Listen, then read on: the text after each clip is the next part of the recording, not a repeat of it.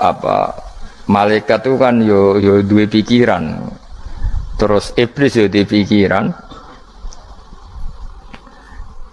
Sing padha-padha pikiran niku ya rada bener iblis. Pikirane lho ya. Tapi nurute bener malaikat. Jadi umpama agama kanut pikiran ya bener iblis. Mergo cara berpikir iblis iku Adam ku sangka lemah, aku sangka api. Berarti keren aku.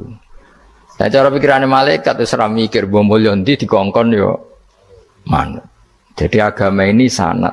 Agama ini seorang lagi napa? Sanad.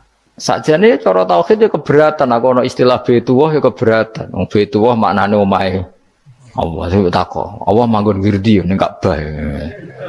Jadi kita harus ngikuti ulama. Dikatakan Baitullah itu nama penghormatan. Sesuatu itu mulia, maka disebut Baitullah. Bukan berarti Allah nempat di situ. Mergo Allah ndak butuh napa? Tempat. Jadi itu kan jelimet, Mang. Lagi-lagi yang tahu itu ulama. Masjid ya dikatakan Baitullah. Lah nek misale iki masjidé pangeran, malah nek mbok maknani lucu. Masjidé pangeran. Jadi iki tempat sujudé pangeran. Nah, kacau kae. Tapi berhubung wong ora paham alhamdulillah demun iki masjidé pangeran. Jajal maknani bahasa Arab. Iki masjidé pangeran, maknani terjemah. Iki tempat kacau. Ini baru kayak bodoh ora roh nek iku kacau. Jadi kacau. Ya mulane anut ulama. Jadi darani Baitullah apa dikatakan daleme Allah maknane apa idhofatut tasyrif. Napa idhofatut tasyrif maknane omah sing mulia sampai diistilahno daleme Allah. Kalau dalam ngaji-ngaji ulama itu agama ini dari awal unik. Allah melarang sujud kepada batu. Tapi kita sholat itu madhep Ka'bah. Kemudian juga ada batu. Makanya kita harus menanamkan bahwa semua sujud itu lillahi ta'ala. Dan soal ada arah, ya penting arah. Nggak mau arah madhep segoro kidul, repot. Jadi arah itu mau dipakai kesepakatan untuk menunjukkan kalau kita Muslim, arahnya sujud itu ke Ka'bah. Tapi tetap sujud kita hanya lillahi ta'alanya karena Allah. Kanjeng Nabi nanti takut wong Yahudi, Muhammad nak langit bumi ku sok ben hancur pas kiamat. Terus manusa sing mati mulai Adam sementara ditakok endi. Jadi nak takok ngono mirip so. Mirip Yahudi. Nak mirip Sugair apa-apa, nak mirip ngamure. Jadi agama ini selalu disoal pakai akal. Jadi agama tanpa akal ya ora iso berdiri, tapi kalau terlalu mbok akal itu ya repot. Ya makanya tadi itu pentingnya riwayat. Seorang lagi pentingnya apa? Riwayat. Makanya cara Imam Malik itu enggak suka sama agama di logika itu enggak suka. Karena nanti orang yang punya logika terus merasa lebih punya otoritas terhadap apa? Agama. Ya wis sesuai ngono agama iku angel oleh nerangno sampean agama iku. Sampeyan saiki tak bedheki, Nabi Adam diusir kondi. Swarga. Terus swargane Nabi Adam saiki didakoni. Mergo swarga iku luase sak langit bumi. Lah nek iku saiki didakoni ndi wong. Swarga lebih luas ketimbang langit. Kan enggak mungkin sesuatu yang luas diletakkan di yang sempit. So, akhirnya Mu'tazilah gak percaya anane swarga zaman Nabi Adam. Jadi swarga sing cerita Adam itu tidak sama dengan surga yang nanti arduhas samawati wal ard. Jari ahli sunnah ya sono. Lah ning ndi wis ra roh pokoke ono. Ya itu kan sama-sama nah, terus diterusno wong debat. Ya sudah guys. Nak cara aku wis mlebu sik kok gampang nerangno nek wis bar roh. Secara teori kan gitu, ora roh kok nerangno sak usih. Bro.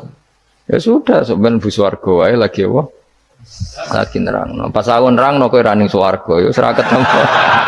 Wis ngono enak nang cangkem elek ngono wis aku ben nerangno kowe ra ning kono ya wis akhire gak. Apa cocokan sampeyan? Aku tak nerangno swarga lah sing kono ben nerangno neraka. Mergo roe neraka. Agama itu unik. Ya karena tadi apa ya? Dari awal agama ini di kaum yakilun, tapi akal yang berlebihan itu ya mengganggu agama. Ya sudah, makanya saya ulang lagi itu riwayat ya. Sebagian ini apa? Riwayat. Inna hadzal ilma dinun fangzuru amman ta'khuduna dinakum. Agama ini ilmu, kemudian kamu harus dari sanad yang benar, ya. Dari sanad yang apa? Dari sanad yang benar. Ya sudah seperti itu. Mana itu kalau setuju model kayak sholat sunat safar tidak harus madhep kiblat terus. Jadi agama ini sudah unik. Misalnya gini ya, sholat fardu kan wajib kiblat, tapi ada sholat yang nggak usah madhep kiblat, yaitu sunat safar. Misalnya orang di pesawat gini-gini. Karena guling-gilingan, hakikatnya kiblat itu tidak fokus kita namun Allah Subhanahu wa Ta'ala. Jadi memang agama, tapi lagi-lagi itu butuh riwayat. Seorang lagi butuh riwayat. Kalau nggak pakai riwayat terus kok Abu Nawas kabeh. Karena tadi Amerika, seorang lagi Amerika, itu kalau dibor pas New York itu kena Ka'bah. Lah logikanya kalau arahnya pas itu kan bebas arah. Berarti orang Amerika oleh sholat bebas. Tidak bisa seperti itu, ya tetap anut konsensus ulama sana atau tradisi sana, kiblat itu ngambil arah mana, karena dia pas. Ya bumi yang ada arah itu secara akal kan hanya rubuk 1/4. Makanya kalau kamu belajar falak itu ada rubuk, lainnya itu sudah ada arah. Misalnya bumi bulat bola, yang sama atas dikatakan sama-sama di atas. Ya kadarnya hanya 1/4. Lainnya itu sudah dikatakan samping. Makanya seperti Denmark itu ada daerah yang siang itu sampai 3 bulan, entah berapa siklus sekian puluh tahun. Ada yang lebih lama siangnya sampai 18 jam. Kalau di Eropa kadang puasa itu sampai 18 jam. Ada yang selalu nggak kena matahari kayak kutub utara, kutub selatan. Nah makanya kalau misalnya sholat itu ngikuti apa? Kalau ngikuti matahari orang kutub sholatnya hanya maghrib, isya, subuh. Gak wajib poso orang tahu ono berino misalnya. Ya tidak bisa seperti itu. Jadi kalau nuruti logika kan terus berdebat terus. Tapi kalau nuruti rasa sebagai hamba. Orang kutub butuh sujud sama Allah, orang kutub butuh loyal sama Allah dengan memperlakukan puasa. Ya sudah, akhirnya kita harus puasa.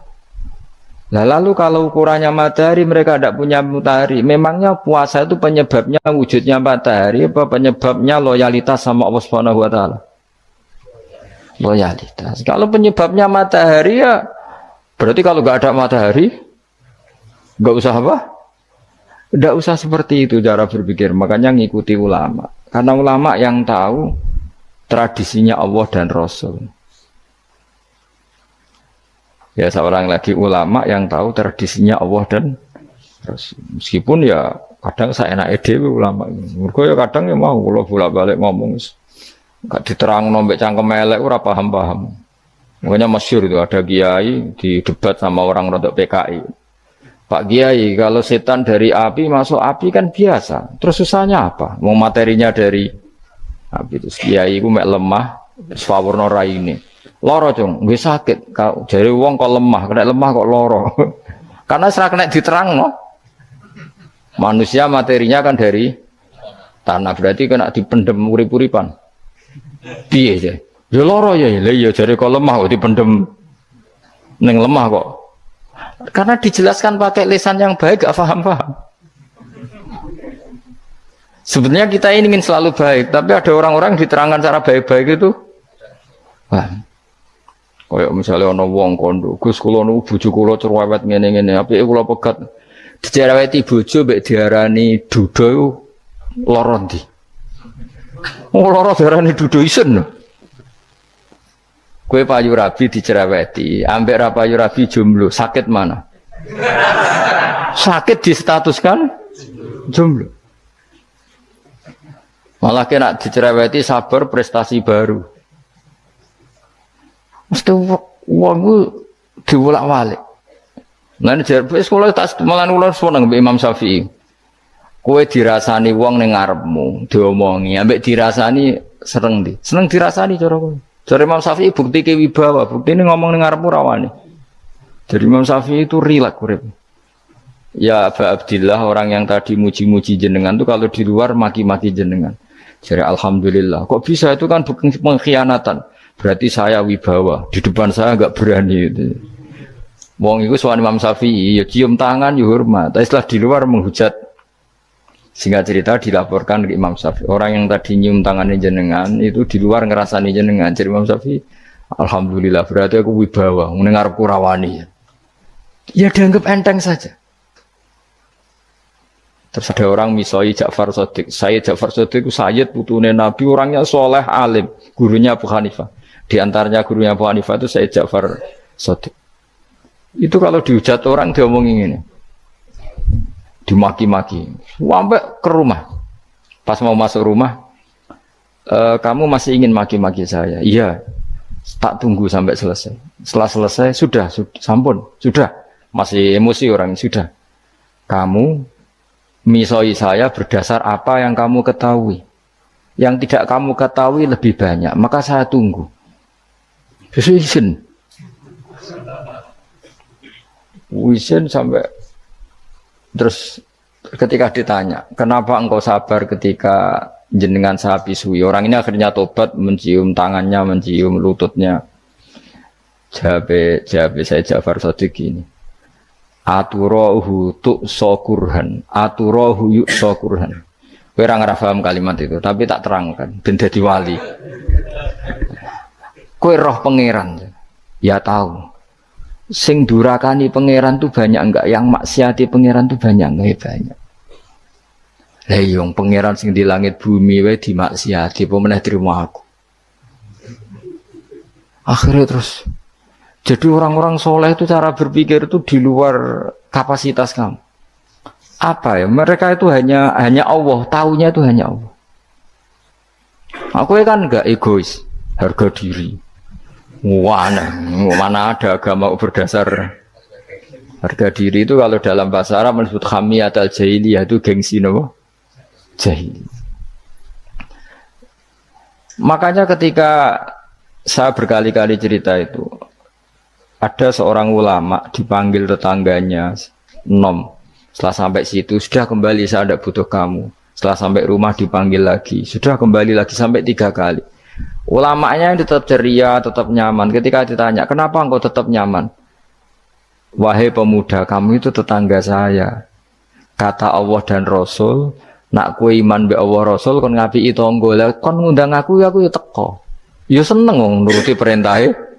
Ketika kamu nyuruh saya kembali, ya saya kembali. Memang itu keinginan kamu. Kue tanggaku, aku kon nurut bek tonggo. Aku ora urusane bek kue. Aku mau nyaman bek perintahnya. Oh, nangis pemuda tadi itu tobat. Kalau kamu kan warga diri, orang kok dipimpong. Nes gak bakat wali blas. Ya. Jadi orang dulu itu nyaman. Karena pikirannya namung Allah Subhanahu wa ta'ala